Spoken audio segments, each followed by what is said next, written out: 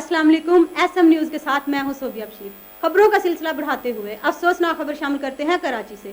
Jurisdictional magistrate Malir की अदालत ने बीवी और 3 कमसिन बच्चों के कातिल बाप को 3 रोज़ा जिस्मानी रिमांड पर पुलिस के हवाले कर दिया। इस पर मजीद जानते हैं अपने नुमाइंदे जुल्फकार अली से।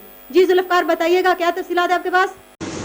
जी बिल्कुल, जुडिशल मजिस्ट्रेट मलीर की अदालत ने बीवी और 3 बच्चों के कातिल बाप को 3 रोज़ा जिस्मानी रिमांड पर पुलिस के हवाले कर दिया। 11 अगस्त को गुलशन जीत के इलाके में घर से खतून अस्मा और इसके 3 बच्चों की लाशें मिली थीं, जिन्हें कत्ल कर दिया गया था। वाक़या का मुकदमा स्टील टाउन थाने में कत्ल की दफ़ात के तहत दर्ज किया गया था।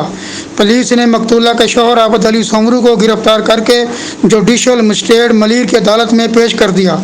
अदालत ने मुलज़म को 3 रोज़ा जिस्मानी रिमांड पर पुलिस के हवाले कर दिया है। वाज़ह रहे कि वाक़े की तफ्तीश SSP मलीर इरफान बहादुर की निगरानी में हर पहलू से की गई। आखिरकार पुलिस ने कातिल गिरफ्तार कर ही लिया। जी बहुत शुक्रिया हमें तफसीलात से आगाह करने के लिए।